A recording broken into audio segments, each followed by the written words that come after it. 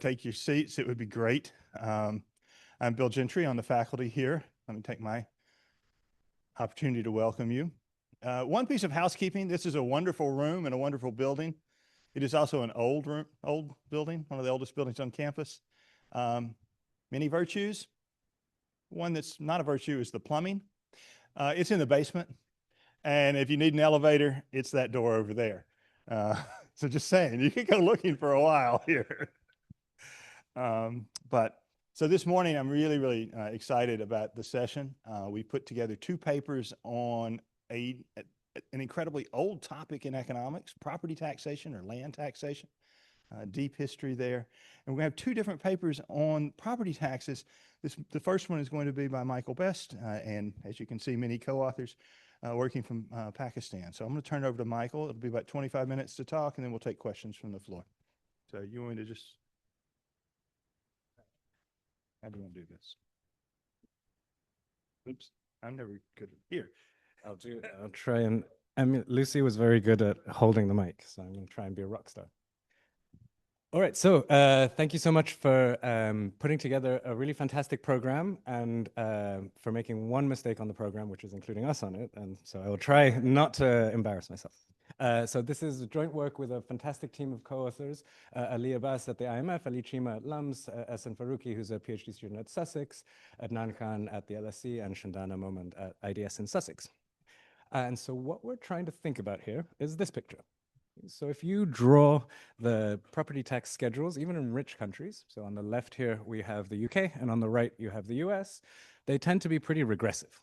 And this is kind of surprising because we think that a progressive property tax should, in principle, be both a pretty fair way of raising revenues and a pretty efficient way of raising revenues, because the deadweight loss is famously thought to be quite small.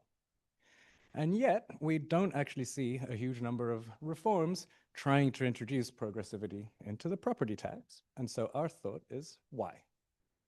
And so what we're going to think about is sort of, is there literature to try and back this up? And then we're going to try and push this a little bit forward. And so one sort of blind spot in the literature has been that the classic theory of optimal taxation really doesn't have very much to say about the political economy of tax reform. So if you go back to maybe the best public finance book ever written, Musgrave, 1959, there's a little paragraph about sort of median voter theorem and how the political economy of that might work, but that's kind of it.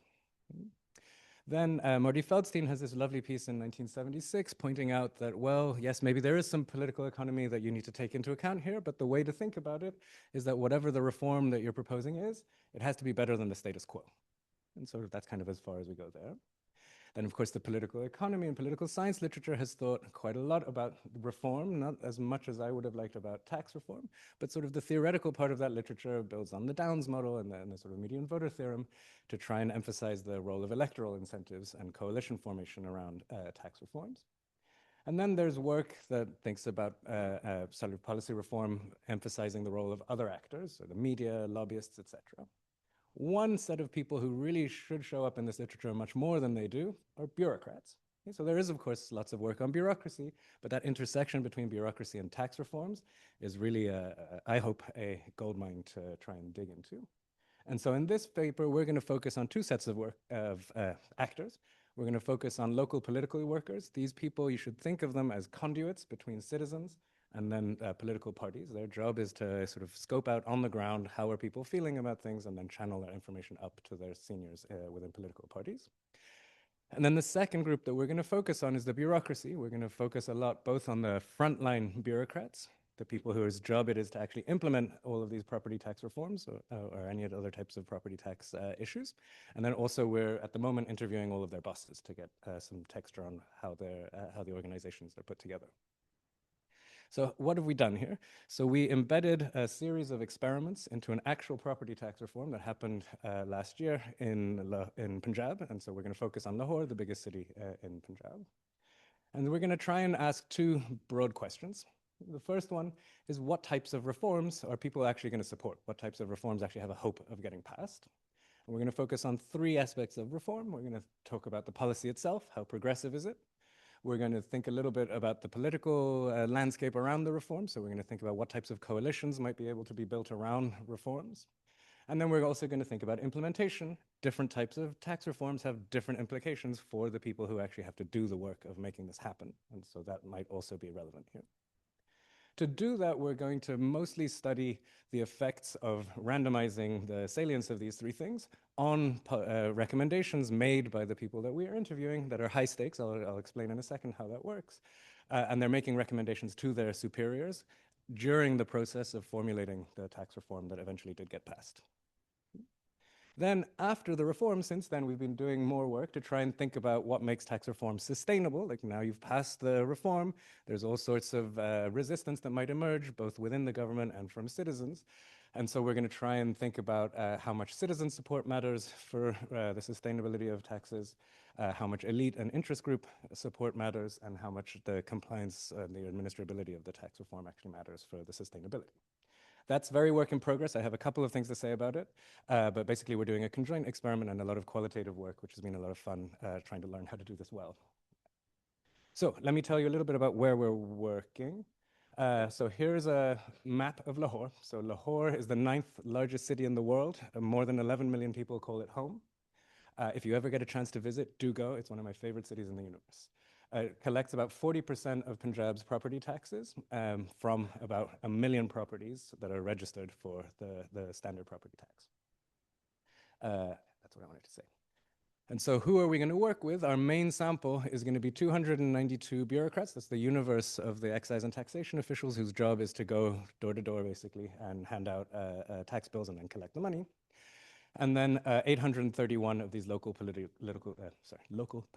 workers, which is most of the people who do this work. So here's a sort of very stylized flowchart of how the tax reform ended up happening.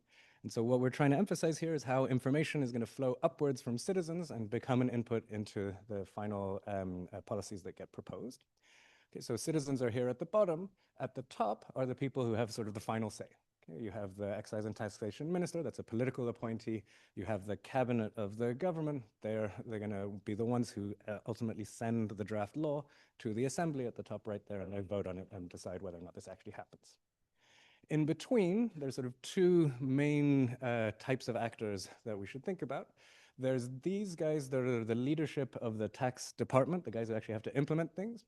And then there's a committee of technocrats, essentially, that brings together people from within the government and also from outside, from academia, from the business community. And they have a very sort of important role in doing the very sort of zeroth draft of the laws. Now, the guys that we're working with are these guys in red. So, and they interact directly with citizens, and then information is going to flow upwards towards decision makers. And so the one group of them are these field officers whose job is to collect the taxes.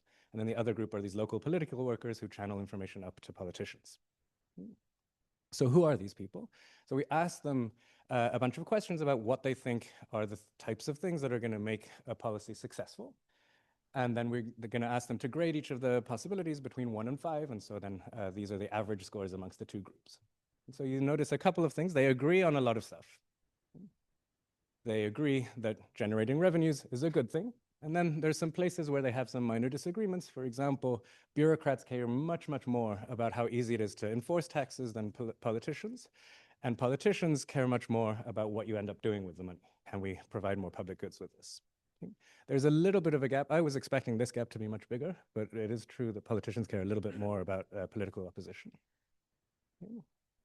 Then, if you think about how both the politicians and the bureaucrats think about their own role in the world, we asked them to, we sort of gave some vignettes and said, oh, these are some possible sort of prototypes of politicians and of bureaucrats. Tell me how much you think these things are important to be successful in this job. And so here the big difference is that if you're a bureaucrat, you're going to say that it's very important to listen to what your bosses say. While if you're a politician, you're going to look much more downwards. You're going to say it's very important to be responsive to what citizens say. So let me tell you a little bit about what the experiment was. So here's a timeline of what we did. We actually did 3 pieces of fieldwork. The third one, because it's not finished, I didn't feel comfortable putting it on the slide. But at the beginning, we just went and interviewed about 6,000 citizens to get a sense of what citizens want from this type of a reform. Then, during the beginnings of the discussions around the reform, we did our surveys with the politicians and the bureaucrats. The citizen survey is an input into that, and so I'll show you how that works. Then all of the deliberations happened, the vote happened, it ultimately ended up getting passed. And then sort of since the fall of 2025, we've been interviewing everyone again. Okay. So one thing that's going to be very, very critical here is all of this is supposed to be about the progressivity of property taxes. And so it's going to be very important that when we interview people, that we're very confident that they're actually comfortable with this concept, because it's not a simple concept. So we have this sort of quite complicated effort. We piloted this. I cannot tell you how many times that it didn't work. And so in the end, this is what we settled on. And so we explained to people what the difference is between a proportional schedule, where everyone's paying the same fraction of their property value as taxes. So the way we explained is that the burden of the tax should be the same for everybody. Then a progressive tax schedule is one where the burden of taxes is higher for the rich and lower for the poor, and a regressive tax schedule has the opposite feature. And we have a bunch of comprehension checks. People do understand this concept. Then in the placebo group, we're going to show everyone the baseline. What does the tax schedule look like before the reform? So you see that the tax schedule before the reform has this exemption essentially at the bottom that makes it a little bit progressive at the bottom, but then throughout the bulk of the wealth distribution, it's regressive. Then to keep sort of the length of the survey roughly the same, for this placebo group, we're also going to show people the distribution of property values. And so this just shows people in each of these bins how many properties are there in Lahore.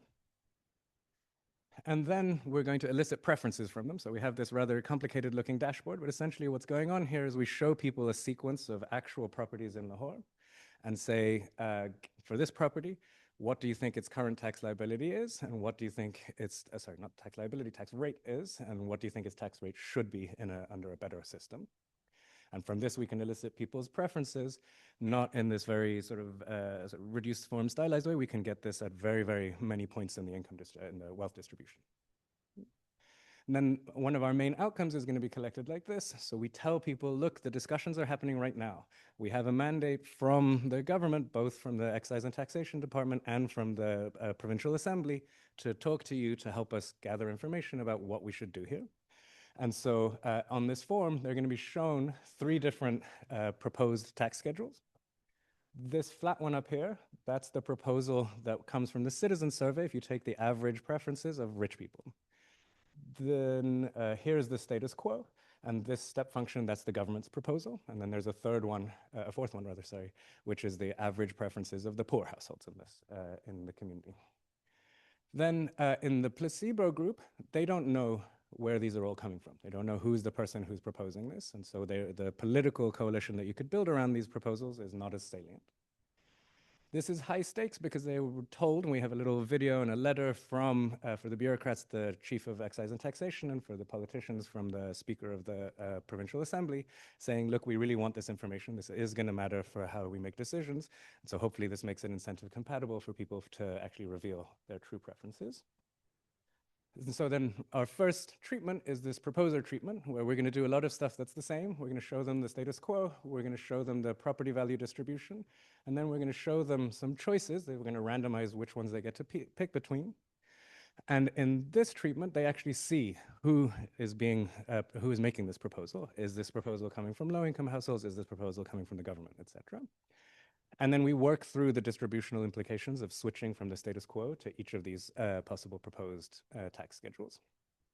Then we do the same elicitation, and we do the same endorsement, but now they actually get to see not just what this tax schedule is, but who is the person who says this is a good idea. Then we're going to add one more treatment on top of this for a subset of people. For a subset of people, when we show them the property value distribution, we're also going to show them this red line. And this red line comes from historical records. We're going to compute for each type of household, for each of these bins rather, how many of the properties in this bin actually paid their tax liabilities. And so then we show them this red line. We show them that the compliance rates have this U shape.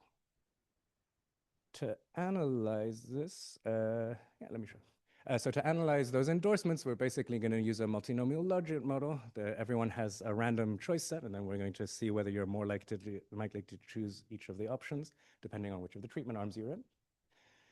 For all of the other outcomes that we have, it's pretty standard. It's a randomized control trial, and so we have random variation in the treatment dummies. We can control for a bunch of stuff to get precision, but there's nothing fancy going on there. Then after the reform actually happened, we went back and we've been re-interviewing the politicians and the bureaucrats. And during those interviews, we were doing both qualitative work to understand what their experience of the reform was, what their experience of the implementation of the reform has been, and their beliefs about what's going to happen going forward. And at the same time, we embedded this conjoint experiment in it. And so people see a sequence of screens that looks like this. And so they're going to be given two choices. And in each of the choices, there's going to be some comparison across 5 dimensions, and they have to pick which one they think is most likely to be a sustainable tax reform. For politicians, we're going to vary these 5 attributes: how much support there is from the poor, how much support there is by the rich, what the overall compliance rate is, how much support there is within their political party, and how much support there is from a key lobby group, the real estate industry. For the bureaucrats, we have some overlap in the things that we're randomizing, but there we're focused much more on the implementation. So we're randomizing compliance by the poor and the rich, overall support from citizens, and then these 2 aspects that are much more directly related to their work trying to collect taxes. So one of the main channels through which there is leakage is that people's attributes of their properties are misstated in the cadastre. So for example, you could have a property that's actually a commercial property, but you get a discount on your taxes if it's residential, and so people will misclassify them deliberately. And so we're going to randomize what we say is the fraction of properties that need to be revalued.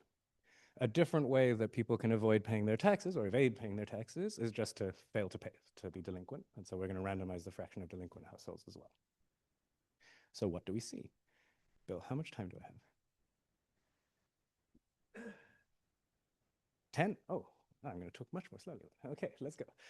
So from the citizen survey, each of these dots is a citizen. And on the x-axis, we have our estimate of what the value of their property is. And on the y-axis, we have a summary measure of how progressive their preferences for the property tax schedule are. And so this red horizontal line, that's the status quo. The status quo is very regressive. And so they get this, it looks like a small number, but it's a very regressive tax schedule. The blue line over here is the median voter. That's the median property value. And then the orange line is a sort of non-parametric fit through the gray dots.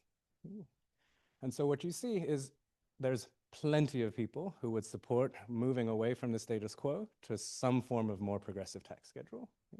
You do see that this thing slopes downwards, right? So Milton and Richards weren't wrong. Rich people do prefer less progressivity than poor people, but everyone basically prefers more progressivity than the status quo. So it's not that the citizens don't want progressivity. Then within the second survey, we're going to ask both the politicians and the bureaucrats, what do you want to do in the placebo group, the guys who don't know the proposers and the guys who don't know the compliance rates. And so that gives us a sense of what the baseline is amongst those 2 groups. So for the politicians, we see, wait a second, did I have this the right way around? Yes. Amongst the politicians, we see that less than half of them support staying under the status quo. So you could build some coalition to move away from the status quo. But the bureaucrats, that's where the resistance is. More than half of them, just more than half of them, support staying at the status quo and not moving to some new system. And so this suggests that whatever resistance there's going to be to moving towards a more progressive tax system, it's going to be focused or channeled through at least the bureaucrats. And so they're a very key player to think about here. Now, if we now look at the comparison between the control group who don't know who's proposing what, and the proposer treatment, where now they also get the identities of the people making the different tax proposals. And I'm going to focus first on the politicians. You see that moving from the control group to the proposer treatment, you see a lot of reduction in support for the status quo, so more support for reform. And interestingly, they move mostly towards the government's proposal. For the bureaucrats, if anything, it backfires. You see retrenchment. After they know who's making the proposals, they're even less supportive of moving away from the status quo. To the extent that they do move, they're moving away from the government's proposal and towards what richer citizens want to do. So this is a little bit of a puzzle. Then if we look at the compliance treatment, now we're also going to show people that U-shaped curve of what fraction of people actually pays their taxes.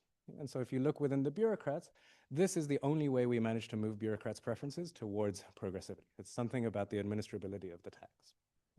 So if you compare this bar to this bar, for example, they start supporting the government's proposal more. And you see this also if you do fancy regressions of this. Okay, so why is this happening? I think that's kind of the puzzle that we're working on right now. So at the same time, we also elicited people's willingness to pay. So we asked the politicians and the bureaucrats, would you be willing to give up some of the lottery tickets that we give you to participate in the survey in order to learn more about citizens' preferences? And so if you look at the baseline on average, kind of unsurprisingly, politicians care more about learning the preferences of citizens than bureaucrats do. But if you look at how these numbers change when you tell the bureaucrats about this compliance issue, that's the thing that makes the bureaucrats want to learn more about what citizens want, which presumably is them trying to figure out how am I going to extract money from all these people. Then so far, this is what we've been learning. We've only done the conjoint and the qualitative work with the local politicians. And so there, I think two things come out of this about support for the reform. So they say, look, the people who you have to keep happy are the poor.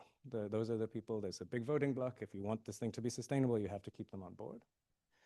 Then if you look at the people who are supportive of the government, they say, look, the thing you need to do now is you need to get everyone to pay. You need to keep the poor on board with the overall program, and then you need to actually get the rich to pay. Otherwise, people are going to undermine this. And so the people who's in the second survey were the people who were supportive of the government's program. Those are the people who care the most about compliance now afterwards. And we've also done some of the interviews with senior bureaucrats. And so from that, we learned that basically the impetus for doing the reform at all was that they needed to raise revenue. They were under enormous pressure, both from the federal government and from the IMF, to raise revenues. And that their big sort of stumbling block that they saw of the reasons that this could not work was that under the status quo system, there was a lot of discretion for the frontline bureaucrats to do things like misclassifying people in the cadastre. And that was the thing that was going to be a roadblock to actually raising more revenues. And so what they like about the reform is that the new schedule is much more transparent. It's very obvious to people why they're being asked to pay different amounts of taxes. And as a result, there's much less backlash from commercial property owners, for example. The little bits of resistance that they are encountering are coming from high-value property owners, residential property owners, and those are the people whose tax liabilities went up the most, so perhaps it's not super surprising. Then when we ask them, why do you think it is that the bureaucrats only care about progressivity when we tell them about the tax compliance? Their story is basically, well, when you show the bureaucrats these statistics, the bureaucrats are obsessed with meeting their revenue targets, right? They have basically weekly meetings with their superiors, being like, how much revenue did you raise this week? And so when they see this, they see, compliance is very high amongst the rich. And so if I need to raise one more rupee of revenue, where am I going to go? I'm going to go to the people who are actually going to be willing to pay it. Okay, so that's kind of where we are. We've been studying citizens and bureaucrats driving a real-world property reform, which I think is kind of a unique opportunity that we had to embed ourselves just in time before the reform happened. So we talked to citizens and politicians. They support progressivity, but the bureaucrats don't. When we start messing around with the political coalitions or trying to push people in that direction, we do see that politicians start becoming more supportive, perhaps unsurprisingly, but bureaucrats retrench. So that's not the thing to do to get them to be supportive. Instead, you need to emphasize the administrability of the tax. You need to convince the bureaucrats that doing this is not going to be a threat to all of their rents. Oh, in fact, one cool tidbit I learned from these interviews. So the bureaucrats were initially extremely resistant to this. They were, basically they figured out the writings on the wall. My ability to extract bribes from people is going to be threatened by this. And so the ultimate stick that they had was that they were threatening to say, we're going to take this tax away from the excise and taxation department and move it to the local government department. And that was the thing that got everybody to fall in line. Okay. And so what we're still doing more of this qualitative work to get more texture on what's actually happening and what people's motivations were. And then we're going to think much more about the mechanisms for the bureaucrats once we have the conjoint results. So thanks, guys. Okay.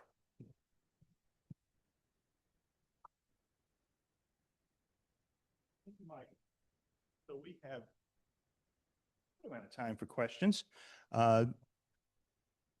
Who wants to open it? Oop, that's the mic drop. I thought I'd been very clever there. But, I'll just hold it. I'm not good at it, so. Don't look for me. So any questions, people? John? Oh, yeah, I'm supposed to give you the. So one question I have is the proposed reforms differ from the status quo in two important ways. One is the proposed reforms are more progressive. The other is the proposed reforms raise orders of magnitude more revenue. So Yeah. do you have any way of getting at which of those two things is more important in leading to bureaucratic resistance? That's a very good question. I think we do. So one thing we haven't been able to do yet is get the updated administrative data. And so any of these switches will have very different implications for different bureaucrats, depending on the wealth distribution in their jurisdiction. And so that's, I think, how we're going to be able to try and disentangle this. But for now, no, I think you're right. Both things are happening at the same time. I think the differences are not that dramatic, or in the sense that the move from the status quo to any of the proposals will raise a lot more revenue. The differences across the proposed ones are not that huge. And that's partly endogenous. The Revenue Mobilization Committee wanted to make sure that they met their revenue target and then like introduce a little bit of progressivity to it. Great. Lucy? This is really following up on John's question. It seems like one other potential difference between the proposals is how administratively complex they are and how hard they are to actually carry out, along with potentially the ability of property owners to negotiate with bureaucrats over which tax rate they should fall under.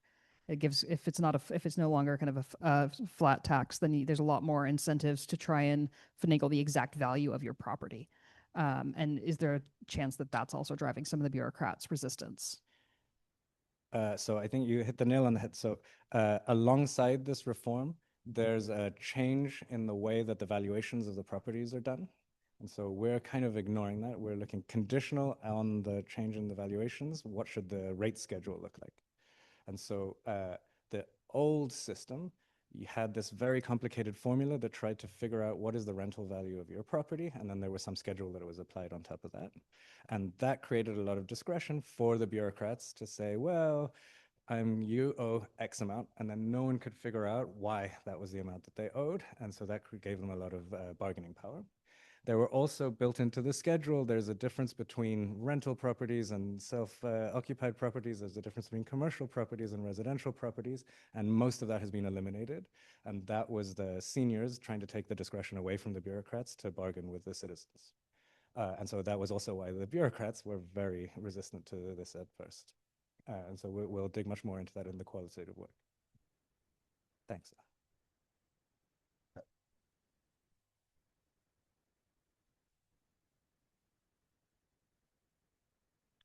Hello, I'm Rubana, and I'm from Pakistan. My question is like, initially in your presentation, you described that the bureaucrats are like, their behavior is like what their bosses say, or like they are moving in that dimension.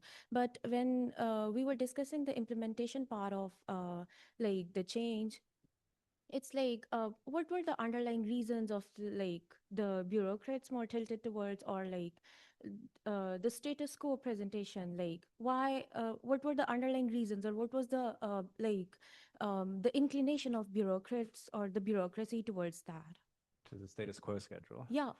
So I think there's a couple interesting things to say there. One is the old system has been around for a long time. And so I think that, these systems take quite a long time to equilibrate. People had kind of figured out where the little pockets of rents, and everyone had aligned themselves that way.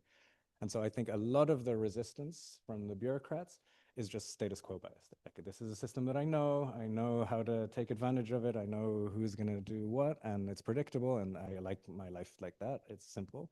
If we change anything, that's going to cause all sorts of disruption, and that's why, and that's part of the resistance. And there's literature on this. There's a sort of bureaucratic resistance. The second thing that's kind of important, and that's what allowed us to do the project, is that the law is actually written in a very clever way. The law says every 5 years, they have to do some updating to the way that properties are valued and the rate schedule. And so The last time it actually happened was, I believe, 2014. And so there was this continuous sort of, we're going to postpone it, we're going to postpone it, we're going to postpone it. And this was the year where they're like, no, we can't keep kicking the can down the road. Basically, the IMF is breathing down our backs. And so it has to be now. And so that's why we knew this was coming, and that allowed us to get in position in time, basically. Your first answer reminded me of a question I had. When you said the bureaucrats are change resistant, in some sense, change is hard. Yeah. It's going to take effort. don't They're going to think work it's- longer hours, and nobody wants to work longer hours. What if part of the reform said, well, we're doing this and we're going to hire more bureaucrats? Would that ease a lot of their qualms about change, or would that basically say, oh, now we have to share the rents with more people? So I think, let's see. My sense is, if anything, the initial transition creates a lot of work because there's this different valuation schedule, et cetera, et cetera. And that makes life very hard for the bureaucrats. But once things settle down, they will have less work to do, partly because they have less discretion. There's just less stuff that they can choose. And partly because the new system is much more transparent. Like, there's a website everyone can look up, this is my capital value of my house, this is the rate schedule, this is the number for me. And vice versa. When the guy comes and says, this is your bill, it's very clear why that is your bill. And so that's going to just create much fewer transaction costs. There's also, in the background, you can pay it all electronically now. It's much a simpler system to administer. And so that, I think, in the long run is going to make their work easier. But I think my guess, and this is a pure guess, is if you had said, oh, we're going to reform the system and we're going to hire a bunch of new guys, people would have said no. Because now we have to spread everything amongst more people. I'm kind of worried about that. Jim?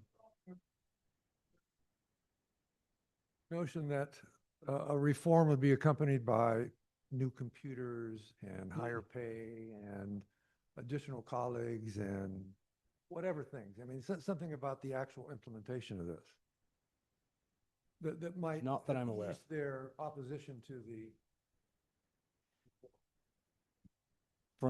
So we haven't done the qualitative interviews with the bureaucrats yet. We only interviewed a couple of their bosses. And from those interviews, from my understanding, is no. It was very much like the office, and the people working in the office stayed the same. It's just that your job has changed now. This is this new tax that you have to enforce. Of course, in the interim, now the Excise and Taxation Department are in charge of administering emergency fuel subsidies because of the war. And so as of today, they're extremely busy, but on something completely different. Michael, I'm curious. So one of the issues that we observe in the Bangladesh context, I'm not sure the extent to which this is prevalent in Pakistan, is gap between book value and market value on properties, right? And you had mentioned that there was this valuation that was process that was also going on in the background. Yeah. I'm curious to know, what evidence, if any, you've sort of gleaned on what it does to the gap between book and market. And, and that clearly has obviously implications for rent seeking for local tax collectors and so on and so forth. And whether that's an aspect of the resistance that might, that you guys might be noticing. So you're 100% correct. Both the old system and the new system systematically undervalue properties. So we have our estimates of what the properties are actually worth, and we can compare those to their valuations under the old system and the new system. And now I can't remember. I think it's almost an order of magnitude that they're undervalued by the tax schedule. Now that's partly on purpose, right? Even in the US, there's usually like discounts. So like, we think the market value is X, we're going to take half of that as the base for the tax. And so the new system closes some of that gap, but not all of it. But it also has distributional implications. There's some people who were more overvalued or more undervalued under the old system than under the new system. There's a lot of moving around. And so a lot of the initial work we did with the citizens was to try and trace all of that out, like who's going to be the winners, who are going to be the losers, and then to try and keep the overall thing budget neutral, basically, or basically to increase the overall revenue by the same amount no matter what happened. But those numbers, I have those numbers somewhere, but I just can't remember the exact ones now, sorry. All right. I think I made up some of the starting a little bit late, but Well, 9:40 if that clock is correct. I can always ask more questions. Yes. So one of the tricks here is that you're defining progressivity over the values of properties as opposed to the idea of defining it over people. Mm. And so, yeah, and it's really, really hard because I mean, what you'd really want, I mean, so there's just the owner versus renter. So I don't know how many of these multi-family properties where you've got a tax on the property value. Yeah. That's the owners. Now that could be passed through to their The rents. tenants, Yeah. might not. But if I was thinking about the progressivity of a tax system, I want all the people in it. You're kind of limiting this over Yeah. the structure of properties. Absolutely. And just how should we think about that? I don't know enough about the structure of the housing market and commercial real estate market. I to mean, know. I think to really get at that, you have to think hard about why we have a property tax at all, right? And so I think there's a couple of reasons you might want to have a property tax. One is living in a property generates a stream of utility that otherwise is not going to be captured by other taxes. And so property taxes are kind of plugging a hole in the income tax. In a context like Pakistan, where there's a very imperfect enforcement of the income tax, there's probably even more reasons to try and gather revenues in a progressive way in other places where you can. And my hunch is that's the main motivation for having a property tax in this type of a setting. But then that does raise this exact question, right? At that point, you want to do redistribution across households, not across lumps of land. This was very much a data limitation. We don't have access to the data on who lives in each of these houses. And in particular, we have IDs for whether the same owner owns multiple properties, but the tax schedule isn't set up that way. It doesn't take your total property wealth and tax that. It's one property at a time. So we can't change too many things about the tax at the same time. But you're absolutely right. Conceptually, that's super important. Other questions? Scott. Thank you. No, thank you. Very interesting. One question I had, I think as from the citizens' perspective, I think we all assume that to some extent we're paying taxes as part of our contract with government to receive something in return. Totally. And so when I'm, it's very fascinating. I'm trying to think about the receptivity of the politicians to the citizens in that part of that contract, Totally. and how do they align incentives as a result? So I don't mind paying a little more taxes if I'm getting a little more in services and schooling and police and all the different things we get from a healthy municipal or tax system. But what's that interplay between those incentives that would make or break a policy? So when we were interviewing the citizens, we collected data on their perceptions of how much of the revenue that they were paying was actually going towards providing public goods, and they think there's a huge gap. And so I think that is a very important driver of non-compliance. What we didn't collect that data from the bureaucrats and from the politicians, but it is true at the beginning, remember I showed you when you asked the politicians, like, what is the point of having taxes? They're much more likely to say that public goods is important. The bureaucrats are just like, I have a revenue target. I don't really care what happens to the money. I just have to collect it. The other thing I should say, though, is I should make a plug for my co-author Adnan. He has a experiment they've been working on for a long time, but they have results now that's exactly about randomizing what the public goods are that you get in return and seeing whether that increases property tax compliance. So stay tuned, those results are coming. Great. Well, thank you, Michael. Thank you so much. And we will move straight to